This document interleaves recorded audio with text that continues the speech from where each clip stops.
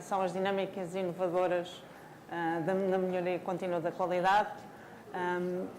Antes de mais, quero cumprimentar todos os presentes, saudar especialmente a APA e os seus representantes por mais esta conferência de valor, não é, que é um contributo certamente importante para este entendimento global e para a reflexão sobre as dinâmicas da melhoria contínua da qualidade.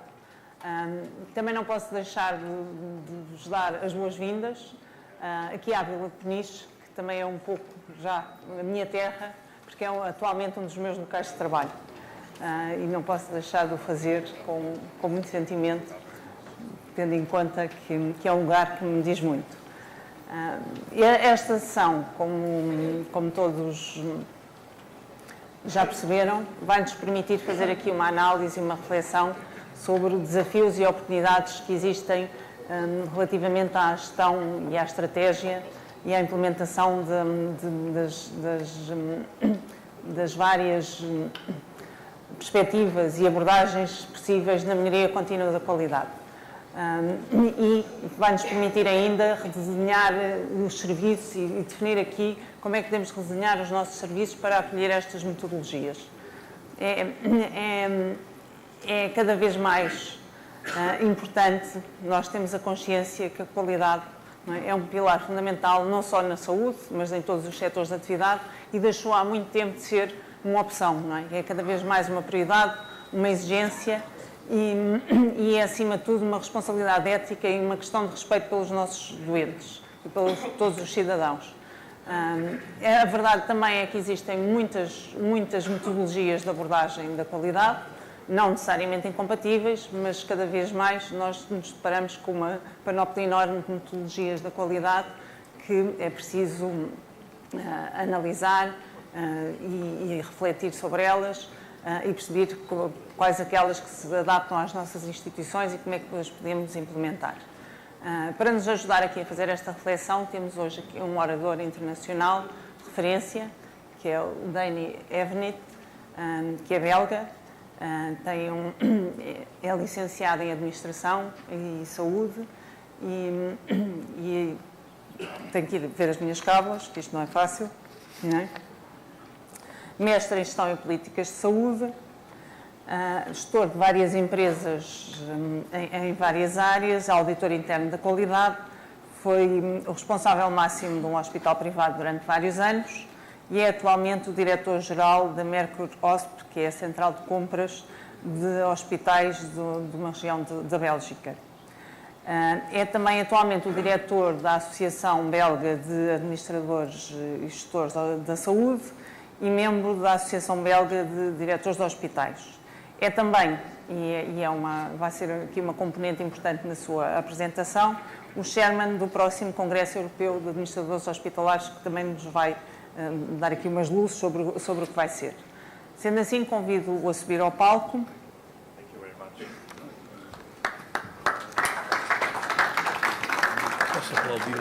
Good morning, everybody. Thank you very much. It's a real honor to being here with you and to speak about your topic from today morning, quality improvement strategies. And I have foreseen to speak 2-3 minutes about the hospital system in Belgium, and then to divide our subject from this morning in 3 great domains. The first domain is quality improvement strategies in public institutions, in what the state is doing. The second subject is to speak about accreditations, where do we stand? And the fourth aspect is the cooperation from the healthcare sector with the industries. And I think with these 3 subjects, we have a look on your quality improvement strategy topic from 3 important sides. And afterwards, we will speak about your trip for coming to Ghent this year to our Congress, who has been last year in Cascais. The Belgium healthcare system is okay, you understand me? All is okay? The Belgium healthcare system is divided into state and private sectors. it's founded by a combination of Belgian social security contribution and health insurance funds. And within these health insurance funds, patients are free to choose to their own medical professionals and places of treatments. And patients generally pay costs upfront and are reimbursed in a proportion of the charges for medical and dental fees. And they can choose your own doctor and can take a complementary insurance, private insurance, to get full refund of all medical costs. Hospitals in Belgium, there exist public and private hospitals. Some specialists are full-time in hospitals, while others also work in private practices. Emergency for everybody who is coming to Ghent this year, it's okay to go there for immediate treatment. And for all Europeans, you need a European health insurance card. And for the inpatient stays, there's a charge for daily fee, dependent on your circumstances, unemployed pay less, for example, and the length of our stay, and a fee for daily hospital care. We are living today, and that's where I wanted to make the link to that we have heard this morning in the discussion. We are living a hospital reform in Belgium since 2016 in 6 great domains. We are now, end of the years, in end 2020, begin 2020, the creation of hospital networks. Actually, we are 104 different hospitals. The 1st January, we will have 25 networks. We have a reform of hospital financing. We have parallel to a reform of the law of occupation in the health sector, of the ambulatory care, extramuros, the e-health, and the revision, what we name nomenclature, the doctor's convention payment system, all on the same time. It's horrible. But the vision is clear, and the vision is the vision from our Minister of Health. The current paradigm is we have actually a fragmented offer, and we are going to an integrated offer. Actually, we have a reactive acute care, and we want to go to a proactive planet care. We have actually a monodisciplinary care model, and we want to go to an interdisciplinary care model. And last but not least, in the past, we have a functionality of hierarchy system, and we want to go to a partnership system. That's the vision, and I find it's exactly that we have discussed this morning too. I will close with these few words for the Belgium healthcare system, because the subject from the day is quality improvement strategies, and I want to speak about the development at state level. At state level, we have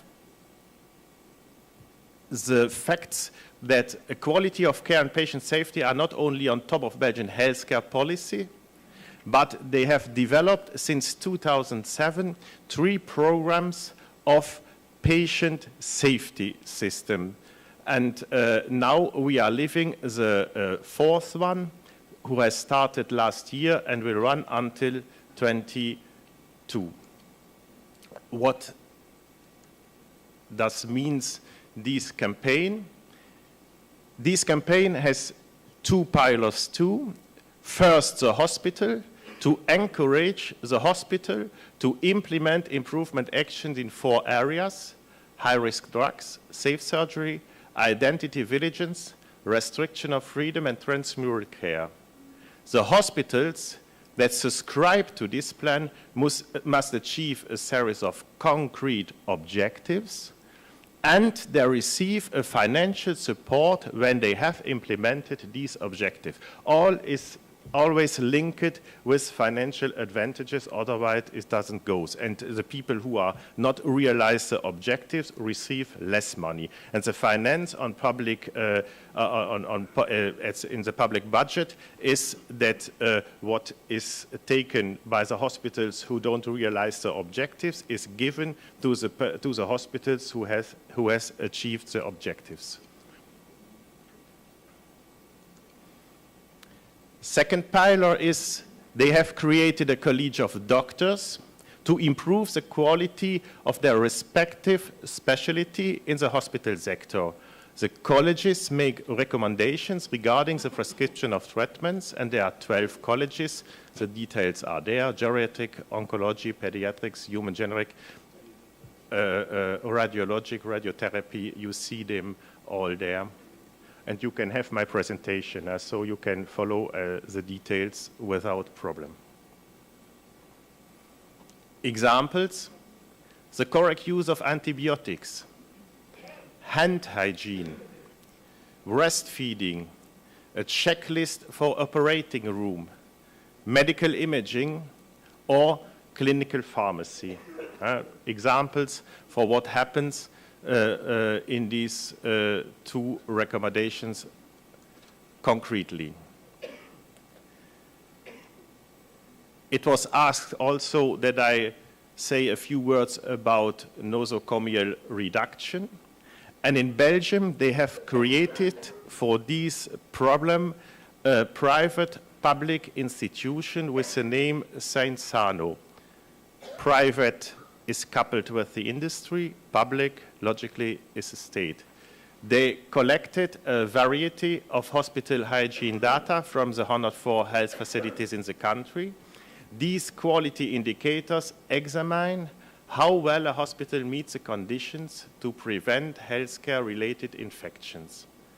Overall, Saint-Sano finds that the quality of nosocomial infection control in Belgium is very good. That's what they say in their report from 2017. Examples: 91% of hospitals have at least one nurse in charge of hospital hygiene per service. In 2015, it was 82%. 72% of hospitals monitor critical care infections. Efforts still need to be made on this point.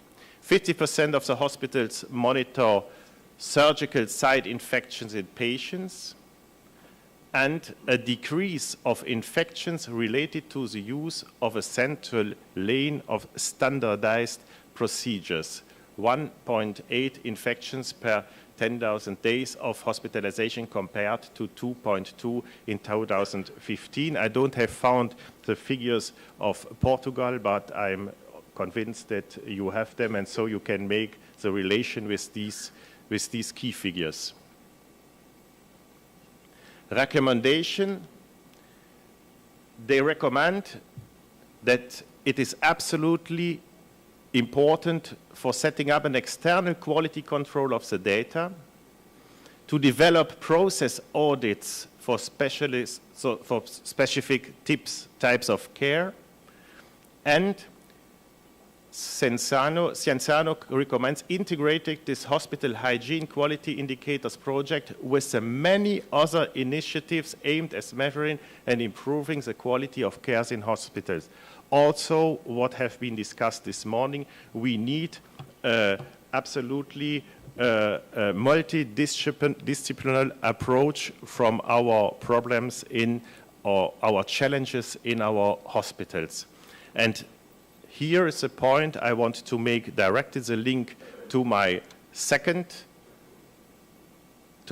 theme, development by accreditations. Accreditations, for remember us all, is an external evaluative method, usually voluntary. It refers to a professional approach informed from a manual, and that is to say the reference system advocated by an accreditation company.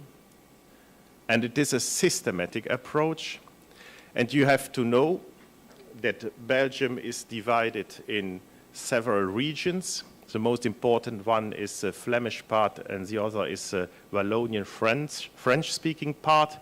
And everybody of this region has several competences. For example, the competence of inspection of the hospitals. And the rules are different in Flandern and in Wallonia.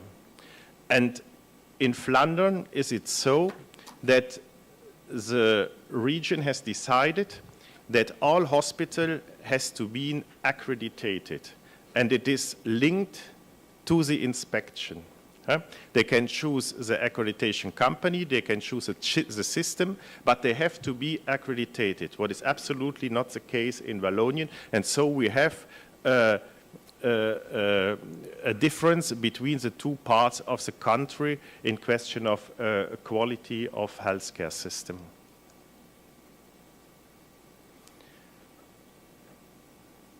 A short analysis of the Belgian situation. We have no systematic measure of the whole quality of the hospital. That's a great problem.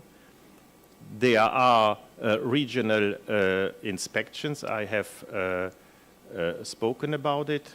And there's absolutely no budget foreseen for accreditation. It's an own decision of the hospital.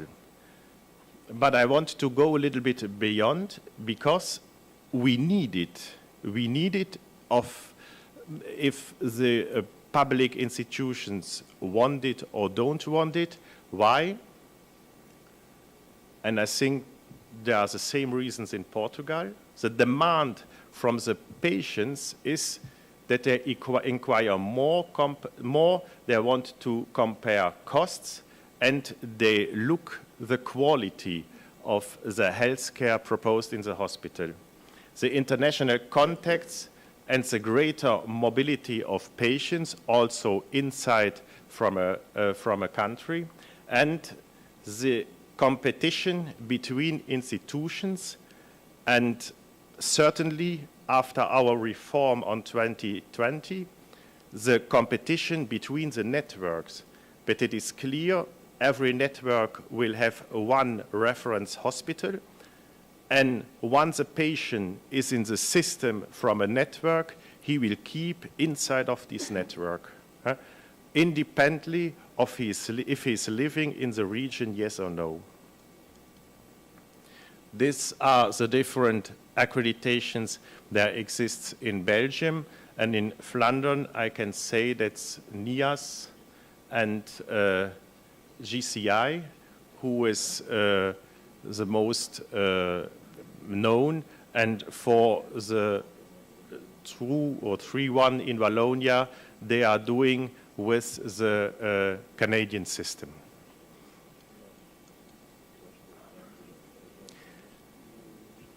I want to speak, when I want to speak about accreditation, I want to speak several words about lean management. Lean management, you know it all, and it's also a question here in Portugal. To give a maximum value for the customer, in our case, the patient, or the hospital management, is to define for whom you do it, to be realized with a minimum of waste, the Japanese method. And the quality has to be improved, and the working time and the cost has to be decreased. And in Belgium, there are only 4 institutions who are working in lean management. It's the University Hospital of Antwerp, the University Hospital of Brussels Saint-Luc, a short little hospital, but University Hospital in Wallonia in Dinant, and AZ Delta, one of the most important hospitals in Flandern. And to give you a little bit an impression of what happens in our country, I have asked the CEO from the Antwerp University Hospital to make a testimonial of his lean experience, and he has said, for the direction, for me, the potential in lean is achieving the strategic goals of culture, of quality and innovation. an important word. It will come back when we are talking this morning about industry. For the direction of nursing, Lean is a concrete translation of its ambitions for improving the working environment nurses. The Human Resources Department wants to put the focus on personal commitment, leadership development, change management, and the culture of organization.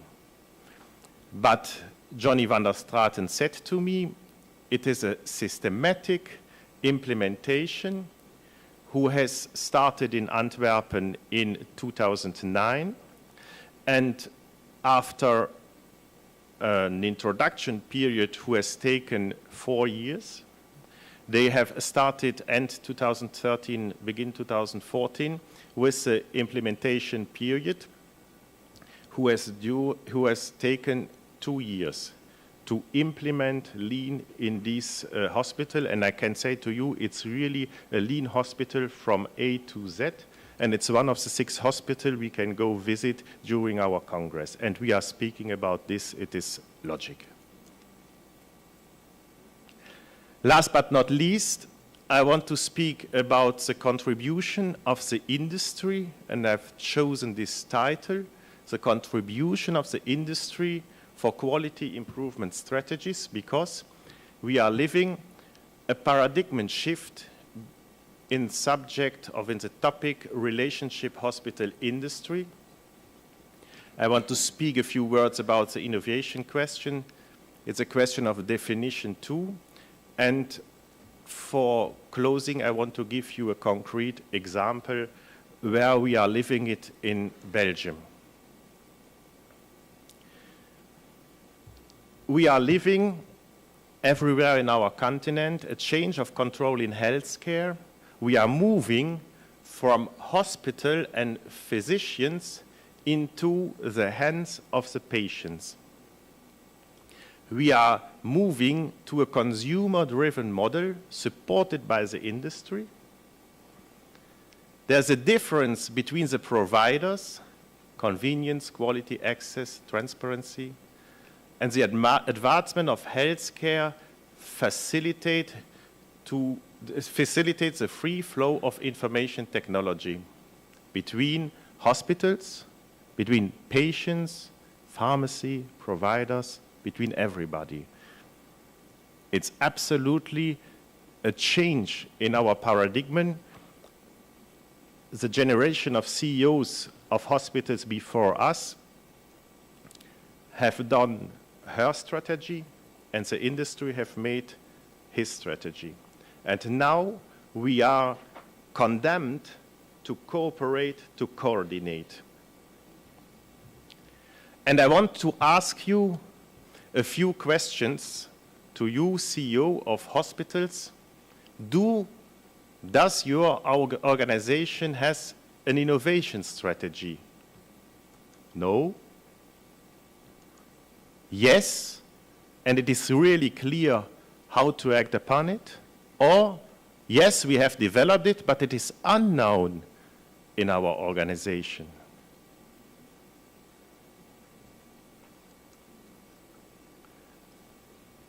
And what does means innovation in the healthcare context? In our context, not in an industrial context. We have a different vision in our daily work. Hospitals has a vision with where we are looking on the society. And the industry has always an industrial vision. And the difference, that's where we have to find an intersection between healthcare and industry. What does means innovation for you? Implementing an idea as answer to a health challenge, creating an added value for all healthcare stakeholders involved, starting with the patient, we are always talking about it, or striving for true innovation in the area of high unmet need and for which no alternatives are present. What's the situation in your hospital? And it's a question from definitions. We are talking about biomed, we are talking about health tech, we are talking about medtech.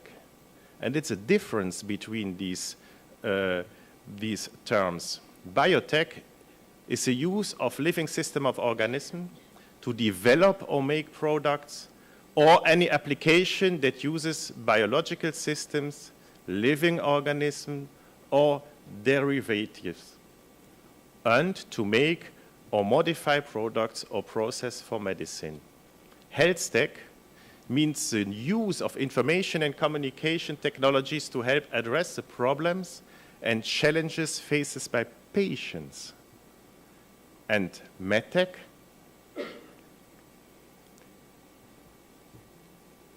is medical devices, including surgical tools, implants, active devices, and active implants, in vitro diagnostics, and embedded or standalone software. And there is a difference between the different terms. And I want to share with you this slide. I find it really super interesting. You see on the x-axis the point of digitalization journey, and it's a Y impact of digitalization. And you see the different sectors. The media sector is absolutely a sector where the major disruptions have occurred. And our sector is below. So we can see clearly there is air to going upstairs. Another slide to animate a little bit our debate. We are living in a health continuum. Healthy living, prevention, diagnosis, treatment, home care, all connected to monitoring, informatics, and connected care. And it's absolutely clear and normal that everybody is working in his private life and living in his private life with his smartphone. Why not in the hospital? Because our body is a network, and our hospitals are networks. And we have to go forward. Because the care and the cure are embedded in ecosystems. Ecosystems in the future on our body, in home, in our community, in clinic, in hospital. And that's what we are working on with hospital reform in Belgium. And I have taken a slide from the Vlerick Business School. Why does your organization decide to adopt new business models and technologies to increase value in healthcare? And there are some points: to provide better outcomes, to increase patient engagement, to reduce expenses via process improvements, enable operational excellence and increase workforce productivity, or improve both quantity and quality of patient data necessary to provide optimum patient care, or simply improve access to care. To answer by yourself.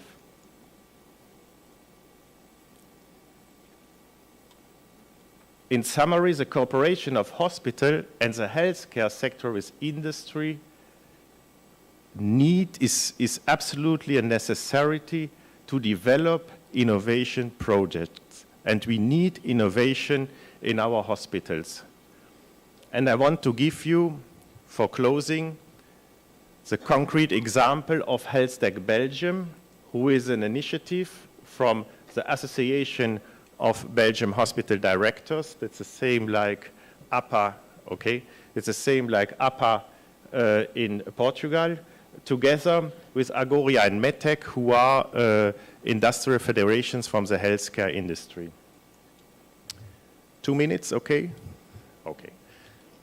We want to have a better link between innovation, research and development, and patient needs, ensure fast and sustainable economic growth, create value and jobs, position your country, our country, on the world map and have a real impact on societal and health challenges. Our answer is to pair innovation power of health tech entrepreneurs and create institutions. We put starters in a fast track, accelerating their business, coaching and challenging them. Belgium is the heart of the Europe for health technology, and we increase the attractiveness of the country. What do we offer? To find for startups and new ideas the right door to open. And we are, with Health Tech Belgium, the door openers. We try to coach them, to test our ideas, to get access to appropriate capital funding, and so on. But in summary, we are occupying we are busy in this domain. Okay? We are not in the domain learn and create, and we are not in the domain commercialization. Advantages for hospital: to get solutions and products tested in a live environment, align health tech and use technologies in your clinical pathway, address unanswered clinical needs, and ensure high quality. And I have made it on the slide, and to motivate the personnel and to motivate the doctors to do it and to be better than the other networks. Today, Health Tech Belgium federates several services under one umbrella, and we take the ideas by the hand and we put them in the hospital we know they need this offer. Short conclusions for my presentation. Quality improvement is really just doing better care. It can be very complicated, but it can be an easy and practical approach. It can be done anywhere. It is not only a question of the CEOs and not a question of the hospitals alone, but it is a procedure of small steps. Be open to learning and change, and we, the CEOs, are visionaries. If not we, who then? And if not now, when then? Thank you very much. Muito obrigada. Thank you, Danny. Foi uma apresentação muito rica. De facto, percebemos aqui que os modelos de gestão da qualidade são vários, podem ser implementados de uma forma sistemática e coordenada. Vamos agora ter aqui um painel de comentadores que nos permitirá partilhar experiências relativamente às suas realidades em concreto sobre estas questões da qualidade e também fazer alguns comentários e dar contributos sobre este tema. Vou começar então a chamar o nosso painel de comentadores. Em primeiro lugar, o Dr. Laranja Pontes, Presidente do IPO do Porto. O Dr. Luís Campos, Diretor do Serviço de Medicina Interna do Centro Hospitalar de Lisboa Ocidental.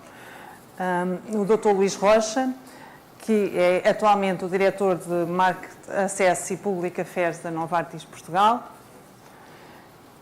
A Sra. Enfermeira Margarida Filipe, Enfermeira Diretora da ULS de Matosinhos. E Rita Cádic, que é atualmente Diretora de Qualidade e Segurança do Doente do Hospital de Cascais. Vamos começar pela ponta, se calhar. Dr. Laranja Pontes, quer-nos dar a conhecer um pouco da realidade de um hospital sobre estas questões. Bom dia. Não sei se o microfone está a funcionar. Não. Ou já está melhor. Já está melhor. Bom dia. Eu acho que sobre o IPO do Porto e sobre a minha experiência que possa passar aqui aos colegas presentes, eu acho que estas questões da qualidade têm tudo a ver com uma visão que nós possamos ter sobre qual é a nossa missão e naquele hospital onde nós estamos e desenhar um plano estratégico para o assunto.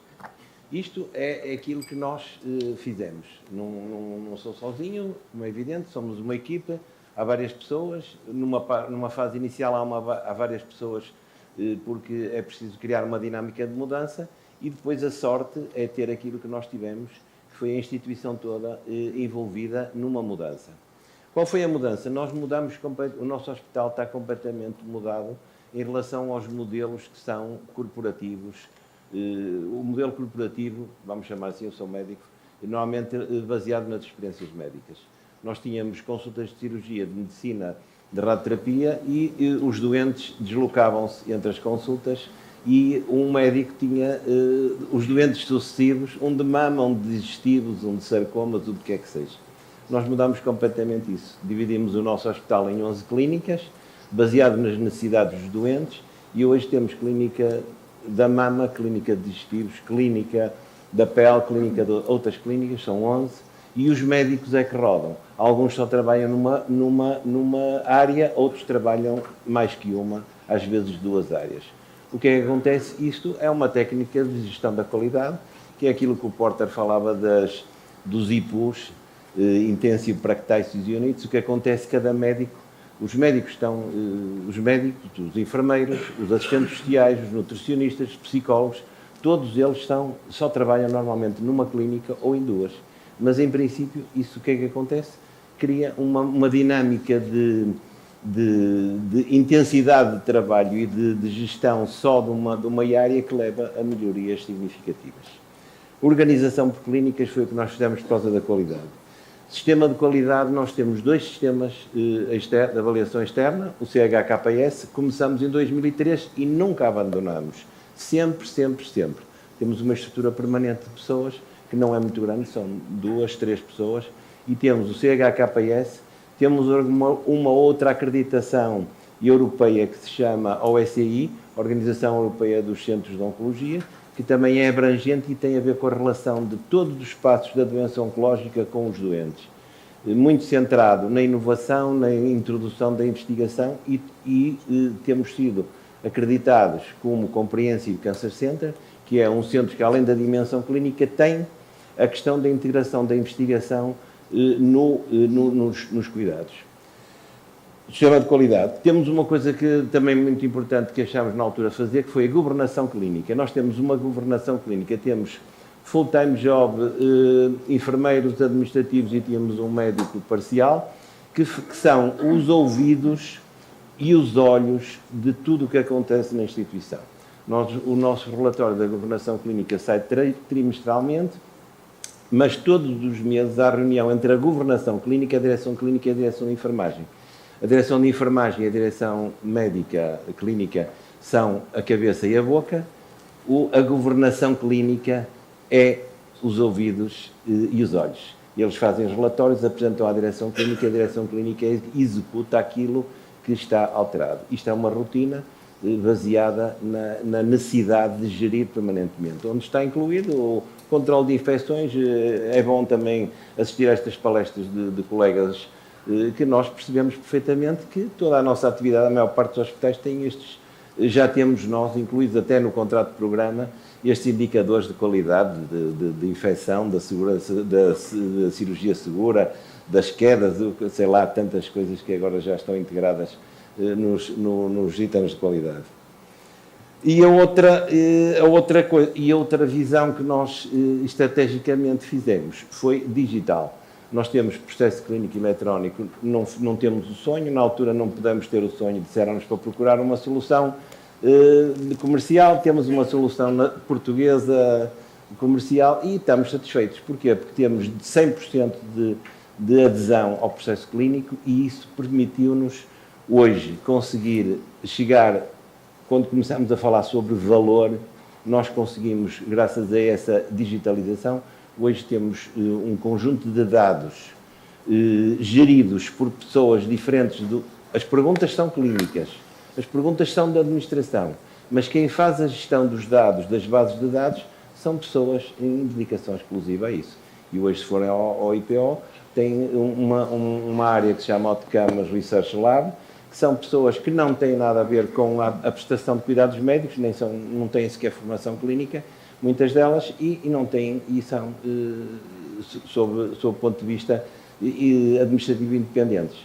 De maneira que acho que fico por aqui porque já chega. Por isso, foram estas as coisas que nós fizemos. Mudar a organização da prestação dos cuidados, sistema de qualidade permanente, governação clínica e digitalização. Isto foram 4 coisas que nós fizemos. Muito obrigada. Dr. Luís Campos, qual é a visão dos médicos e dos serviços de medicina interna sobre estas questões? Eu saio aqui porque não gostei daquele plano. Pronto, primeiro que tudo, agradeço o convite e dou os parabéns pela medalha de ouro. Em relação, portanto, à conferência do Dr. Denny, ele tocou na arquitetura do sistema, no modelo hospitalar, numa área da dimensão da qualidade que é muito importante, que é a segurança, e também na inovação. E eu vou tocar numa ou noutra destes aspectos. E o primeiro aspecto é que, de facto, e faz a diferença com o sistema belga, a qualidade está no topo das prioridades do sistema belga. E não é por acaso que eles estão no 15º lugar do índice de acessibilidade e de qualidade dos cuidados de saúde e nós estamos no 32º lugar. O Crissam dizia em 97, no relatório do NHS, que a qualidade deve estar in the heart of the health system. E nós já tivemos isso. No fim dos anos 80, princípio dos anos 90, tínhamos o Instituto da Qualidade, tínhamos um sistema de acreditação nosso e a mudança dos ciclos políticos, às vezes a mudança dos ministros fez com que isso se perdesse. Algumas coisas, funções que estão no âmbito da qualidade, estão muito mal em Portugal. Em termos de monitorização, não é mau. Portanto, nós temos aquele portal da transparência que, de facto, faz o acompanhamento do desempenho dos hospitais nas várias vertentes e que é um exercício de transparência muito importante. Mas, em termos de avaliação, nós fazemos muitas mudanças e poucas avaliações. As ULIS, a reforma das urgências, a criação da reforma dos cuidados primários, fizemos coisas extraordinárias. As ULIS, por exemplo, foram uma mudança extraordinária em termos de fusão dos cuidados primários com os hospitais, mudança do financiamento, mas nós temos pouca avaliação desta experiência. Os centros hospitalares, portanto, houve muitas mudanças, mas pouca cultura de avaliação. A função planeamento é quase inexistente em Portugal. Nós temos poucas coisas, mas temos algumas coisas, por exemplo, o Plano Nacional de Saúde, que nos deu tanto trabalho a fazer e onde alguns de vocês aqui também colaboraram. Quem é que olha para o Plano Nacional de Saúde? Aquilo serve para quê? Serviu para quê? Portanto, uma das coisas que o Alexandre já referiu, que é neste momento uma das preocupações principais a nível dos sistemas de saúde, que é o que é que vamos fazer com a quantidade de idosos que temos hoje em dia nos hospitais e que vai crescer.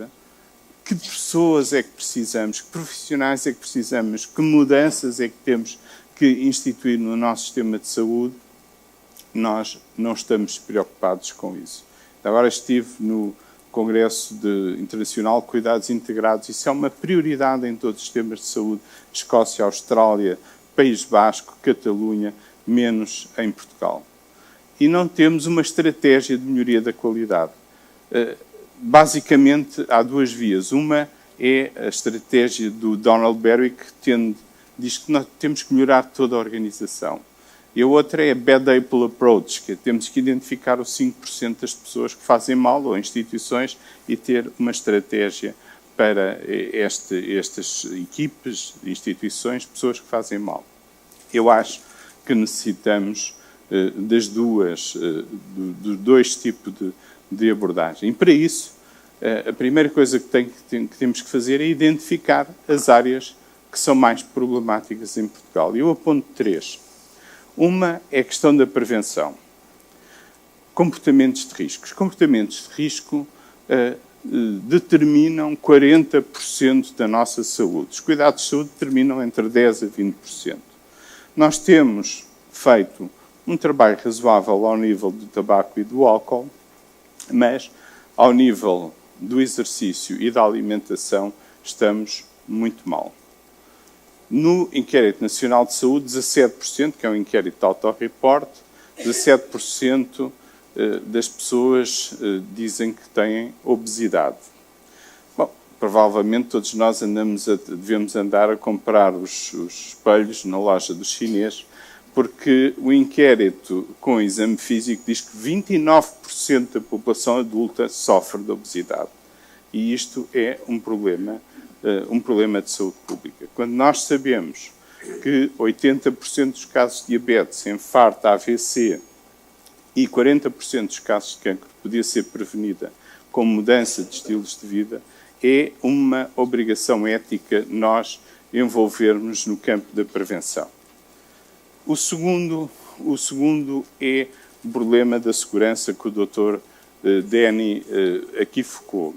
E na segurança foco principalmente uma área que ele já focou e na qual nós estamos muito mal tratados, que é o problema da infecção hospitalar. No último relatório da OCDE do ano passado, nós tínhamos 9% de taxa de infecção hospitalar. 9 em cada 100 pessoas que entram no hospital têm uma infecção hospitalar. A média da Europa é 5,5%. Mas não é só esse o problema, é o problema da multiresistência. Nós chegamos a ter estafilococos meticilino-resistentes acima dos 54,6%. Sabem qual é a média da Noruega? É 0,3%. Neste momento, reduzimos um pouco, estamos abaixo dos 50%, mas estamos equiparados só somos ultrapassados pela Roménia. O terceiro problema é o problema da variabilidade de cuidados. Nós temos enormes fontes onde podemos estudar a variabilidade. Nós próprios, portanto, participamos com a professora Céu Mateus num relatório da OCDE sobre as variações geográficas em termos de qualidade de cuidados, publicado em 2014. E é chocante. O próprio painel de indicadores que está online mostra coisas impressionantes. Por exemplo, vocês sabem qual é a média de pessoas, de velhinhas com fratura do colo de fêmur, que são operadas nas primeiras 48 horas? 47%. A média da Europa é 77%. Mas depois vão ver a variabilidade entre instituições. Há instituições que é na ordem dos 18%, enquanto outras é da ordem dos 80%. As pessoas são penalizadas pelo sítio onde têm que viver e as instituições a que têm que recorrer. A arquitetura do sistema. A arquitetura do sistema que o Dr. Danny se referiu é importantíssimo porque tem impacto a nível dos cuidados de saúde. Nós temos um sistema esquizofrénico. Ou está tudo juntinho, as ULS, ou está tudo separado. Fizemos uma extraordinária concentração de hospitais. É talvez na Europa a concentração mais rápida de hospitais que fizemos por causa da reforma das urgências em 2008. Se tínhamos 78 hospitais de agudos, agora temos 40 hospitais de agudos. Mas tomamos opções erradas. Empurramos os hospitais pequenos para a rede de cuidados continuados e ficamos sem oportunidade de criar centros ambulatórios que prestassem cuidados diferenciados perto das comunidades. Ficamos sem uma mola flexível para os hospitais.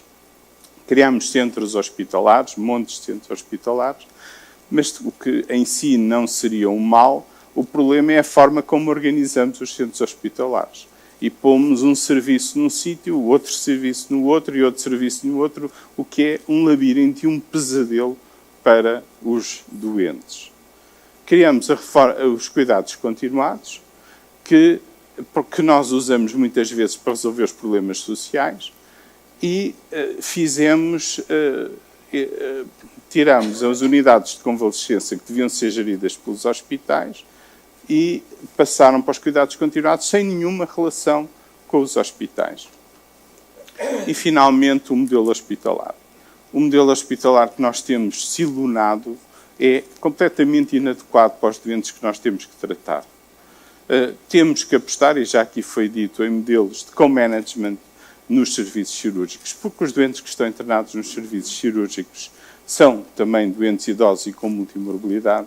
Temos que apostar na medicina ambulatória e temos que apostar na integração de cuidados. É fundamental juntar a parte social com a parte de saúde, com a mesma responsabilidade, com o mesmo financiamento. É a única forma de nós conseguirmos deixar de dar este tipo de cuidados fragmentados, episódicos, reativos, que o Dr. Denny falava, e passarmos a gerir estes doentes, que são doentes complexos, de uma forma integrada e proativa. E não é preciso estar à espera das reformas, porque as coisas já estão a acontecer. Matosinhos já tem um programa destes, o Litoral Alentejano já tem um programa destes e São Francisco Xavier está a apostar nisso e, portanto, aí os administradores hospitalares têm um grande papel a desempenhar como a empurrar estas iniciativas para a frente. Muito obrigado. Ter-me convidado para falar um pouco. É sempre ingrato e difícil falar depois de uma aula como acabamos de ouvir, de uma pessoa que tem há tanto tempo trabalhado e se preocupado com as questões da qualidade. Eu gostaria de apenas dar aqui um contributo um pouco em 3 níveis e um bocadinho a relação desta apresentação que nos foi feita pelo nosso preletor. Em primeiro lugar, eu cito, se calhar, aqui as intervenções de qualidade, se calhar de uma forma grosseira, em três níveis diferentes. Um nível muito simples de processos de melhoria contínua de qualidade, mas incrementais. E muitas vezes nós, com pequenas coisas, conseguimos fazer muito. Nós próprios fazemos muito, e, portanto, aí, se calhar, às vezes, há muito este buzzword do Big Data e, de facto, vamos ter cada vez mais capacidade de tratar grandes volumes de dados, mas na pequena inovação incremental, muitas vezes, o small data, os dados estruturados para monitorizar um processo em particular, muitas vezes trazem muito mais aporte que, se calhar, estamos à espera de reengenharia de processos e muitos indicadores. Portanto, aliás, ajuda a própria organização a ter esta cultura de medição. Aliás, curiosamente, não me espantou absolutamente nada, mas o Luís Campos citou vários exemplos em que trazia números precisamente para suportar as suas afirmações, e é de facto essa cultura que nós temos de trazer às organizações. Nós temos que trazer números e às vezes a forma mais simples é criar estes modelos simples de medir um processo que nós queremos alterar. Um exemplo típico disso, até, enfim, por um absurdo, seria verificar até que ponto é que nas salas de operação, se houver de facto esta necessidade de controlar a higiene e o lavar de mãos é regular, é medir precisamente o consumo do próprio sabão que é utilizado nas salas. Há coisas que se podem fazer com métricas simples e que nos podem trazer esta noção. Nós, portanto, fazemos muito esta inovação, acaba por também ajudar a própria organização, como disse, a melhorar. Um segundo ponto já é um tipo de melhoria diferente, tem a ver com mais a reengenharia de processos ou mesmo a otimização de processos, e aí eu diria que este é o grande domínio de nós tentarmos identificar, em primeiro lugar, de pensarmos como é que um processo deve ser.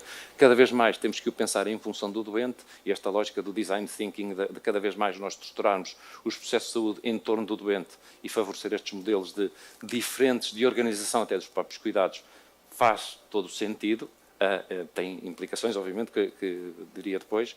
E um terceiro, esse bastante diferente, e que tem a ver com o facto que nós também estamos a assistir a variadíssimas disrupções, e aqui eu chamo mesmo alterações de formas de trabalhar, introduzidas muitas vezes porque nós trazemos hoje em dia, temos tecnologias, temos maneiras diferentes de olhar para uma mesma forma de fazer as coisas.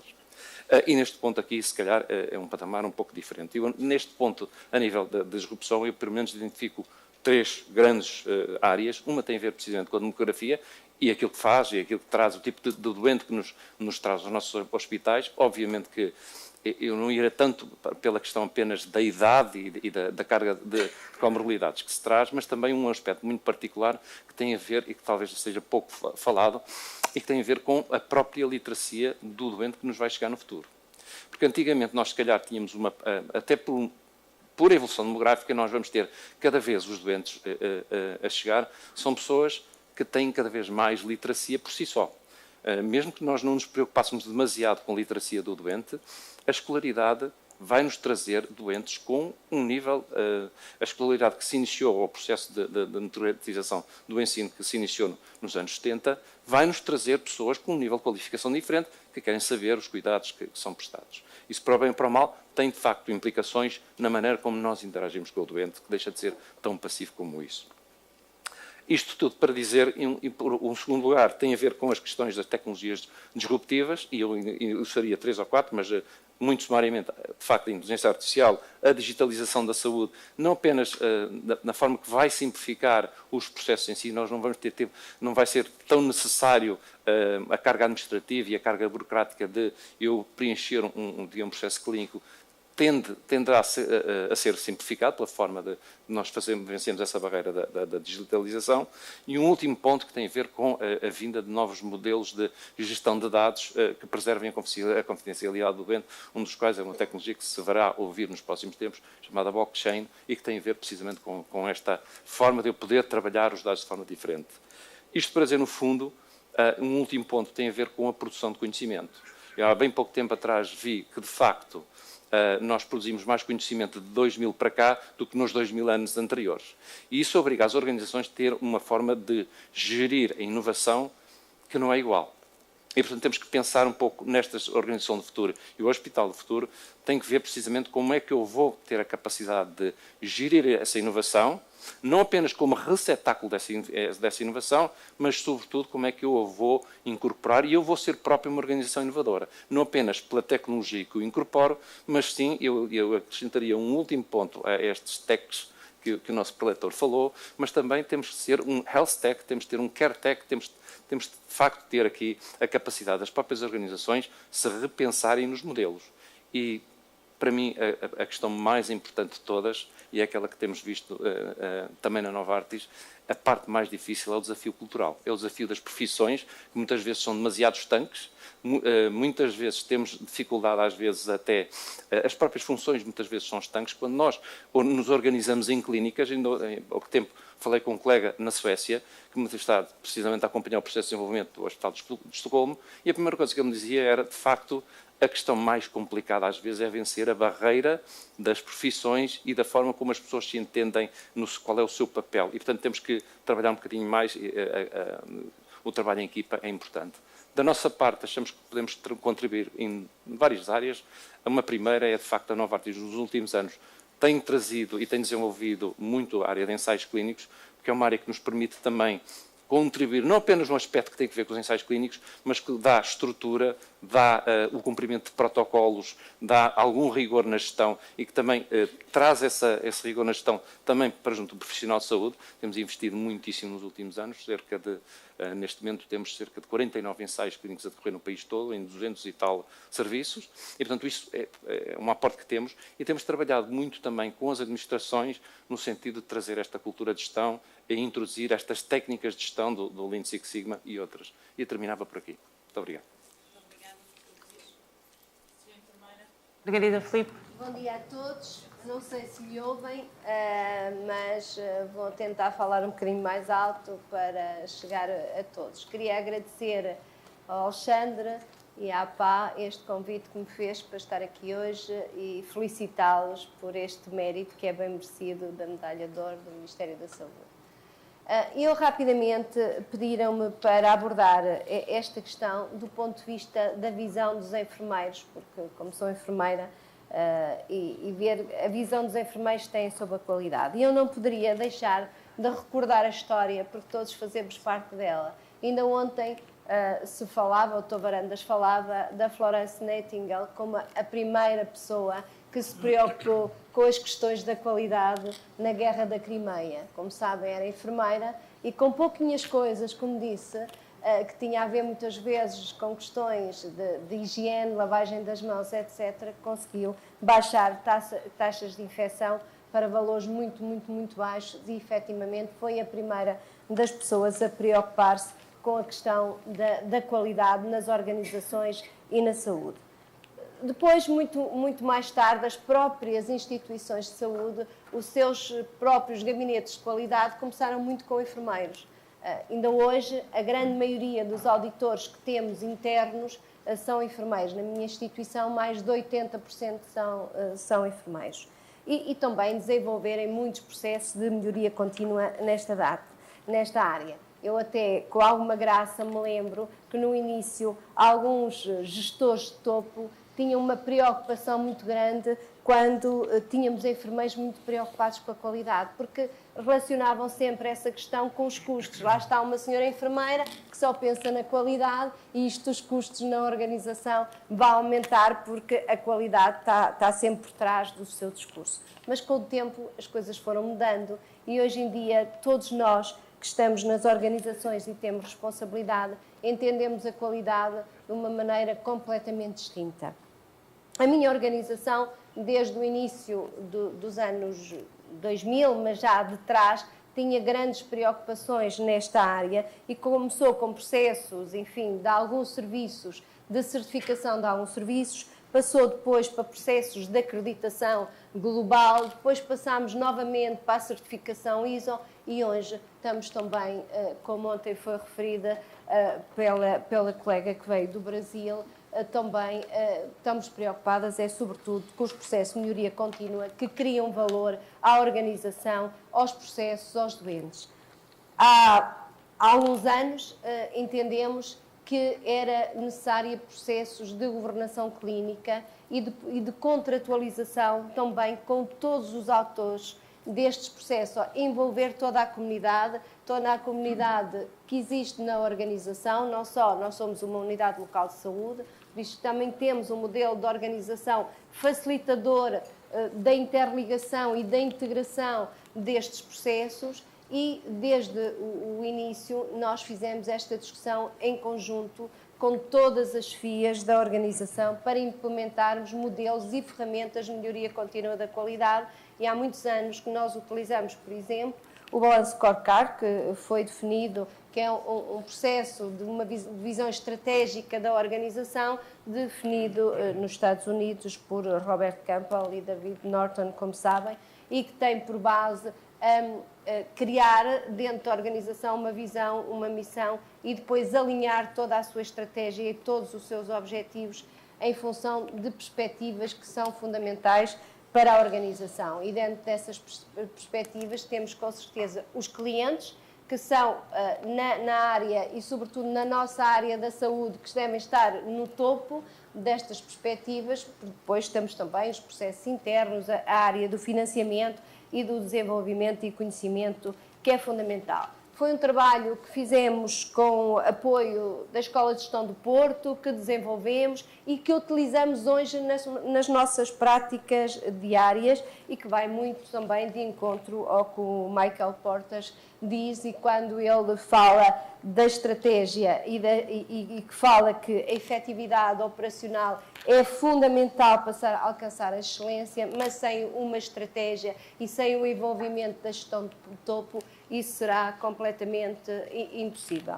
E nesse sentido, temos vindo a desenvolver essas ferramentas. Precisamos de melhorar, do meu ponto de vista, os resultados da informação. Está ali o professor Henrique Martins, e que nós precisamos efetivamente que a informação seja informação mais fiável para nós podermos efetivamente desenharmos também os nossos percursos, as nossas estratégias e as nossas mudanças em função dessa informação. E posso-vos dizer mesmo que o que é o sistema de avaliação de desempenho dos nossos funcionários, também ele está construído em paralelo com esta área do balanço scorecard e da contratualização que fazemos, porque não faz sentido estarmos a definir uma estratégia para um lado e depois não avaliarmos o desempenho dos próprios profissionais, tendo por base os mesmos pressupostos. Falando e rapidamente, porque o tempo já vai longo,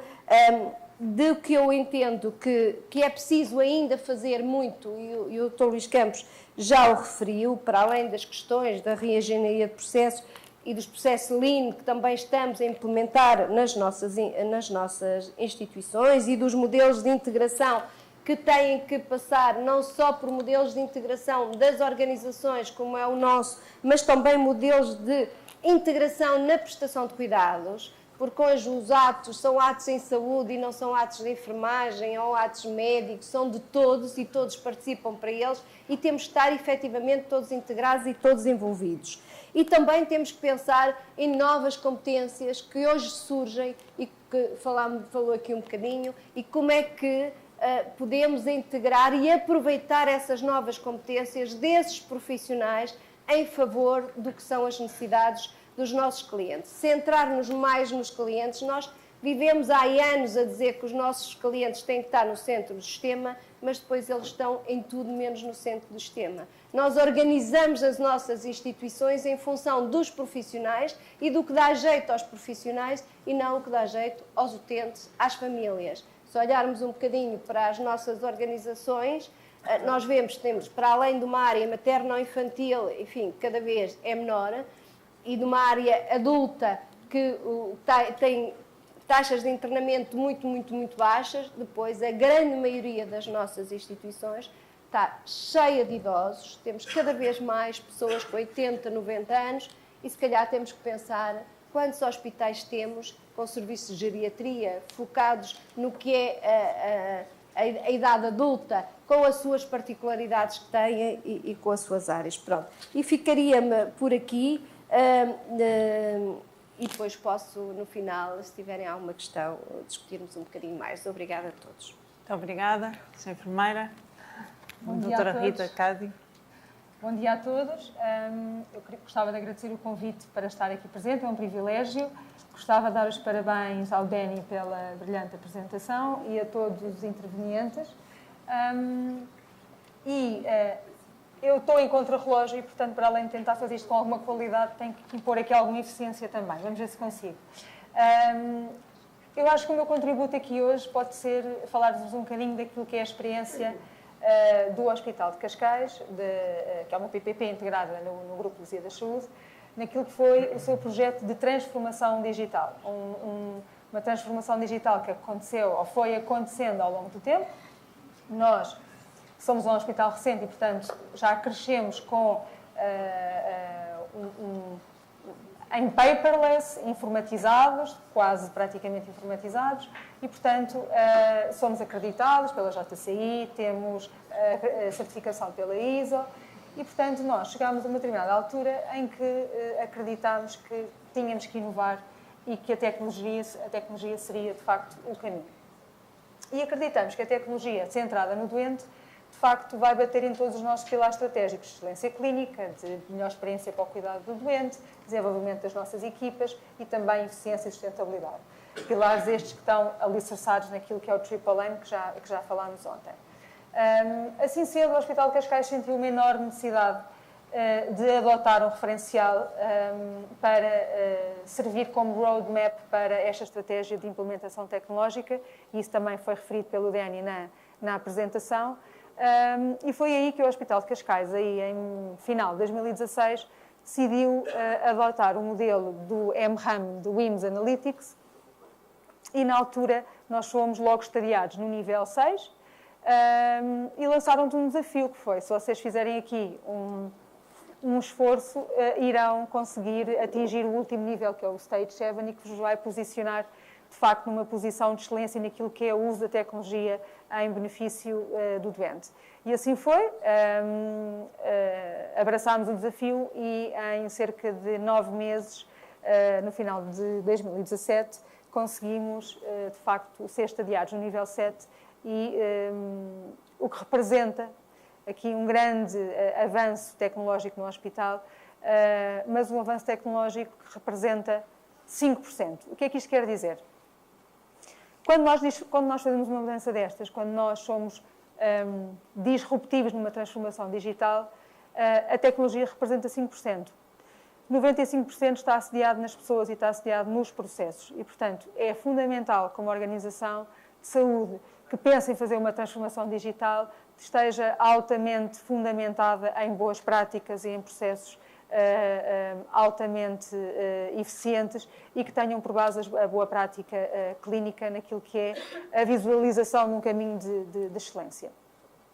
Assim sendo, nós tivemos um trabalho importante. A ideia foi tentar levar para o sistema informático e aquilo que nós fizemos, isto é importante clarificar, nós não quisemos que o sistema informático fosse a solução para tudo. Nós quisemos que o sistema informático fosse um parceiro. Então, nós alimentámos o sistema informático com aquilo que nós acreditamos que são as boas práticas, com protocolos clínicos, com alarmísticas, com sistemas de suporte à decisão clínica.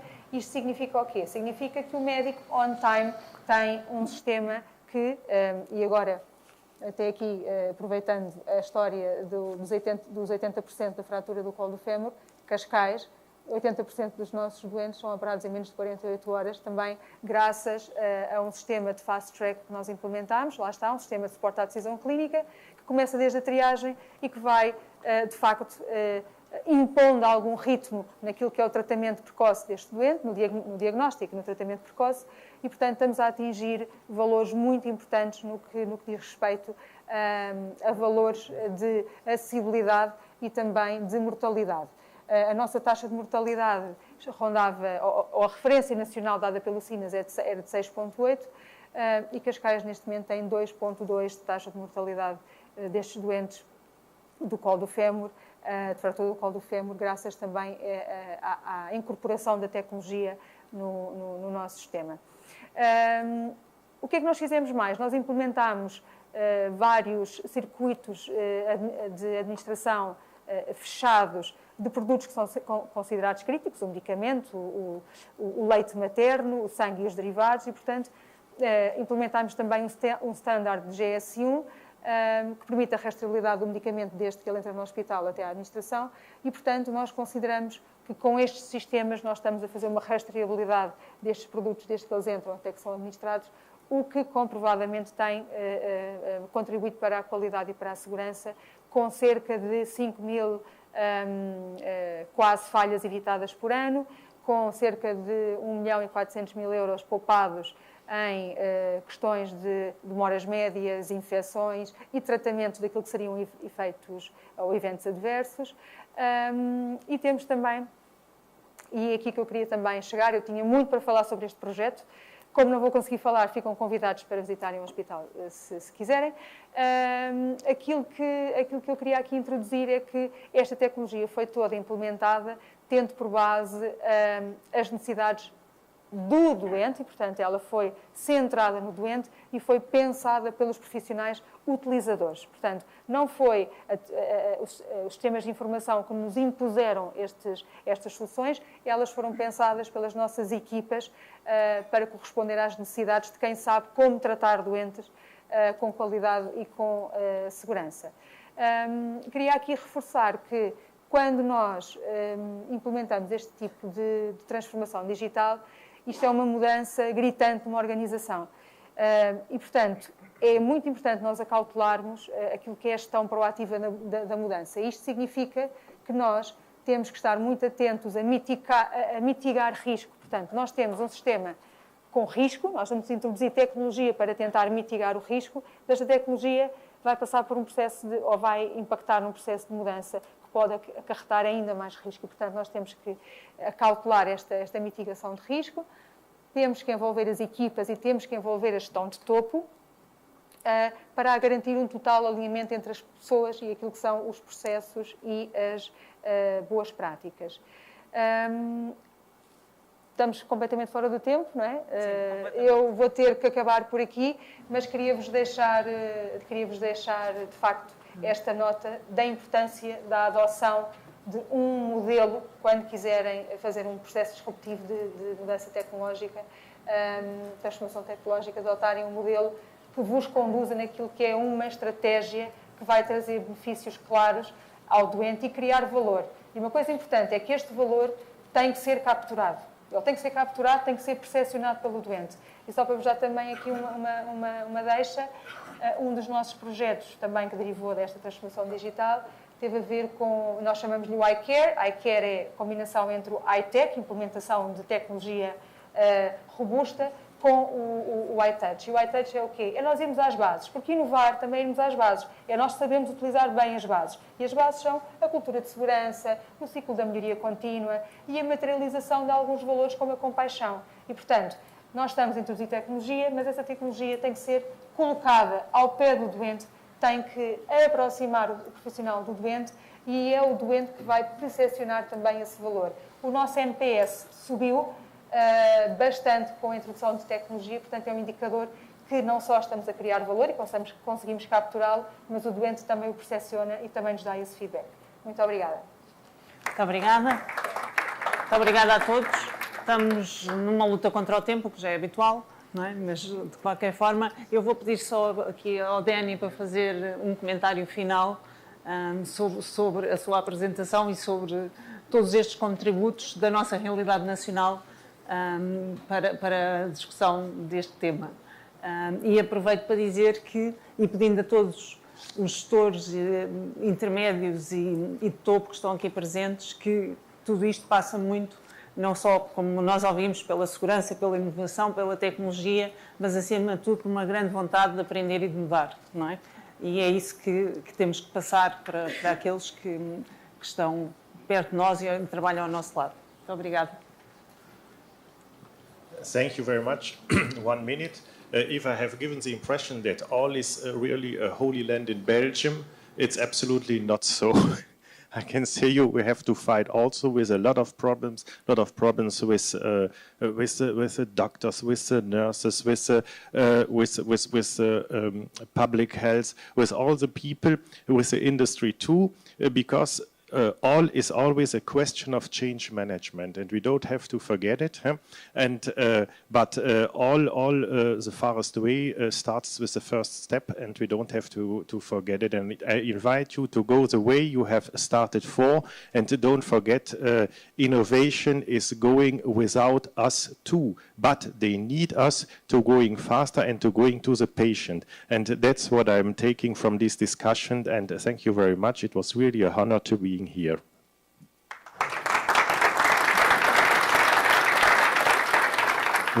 One short word, and all these subjects will be developed much more during our Congress in September, and I will invite you, please come, and Miguel, maybe in place of my PowerPoint, we show the film, and then because everybody wants to go to lunch.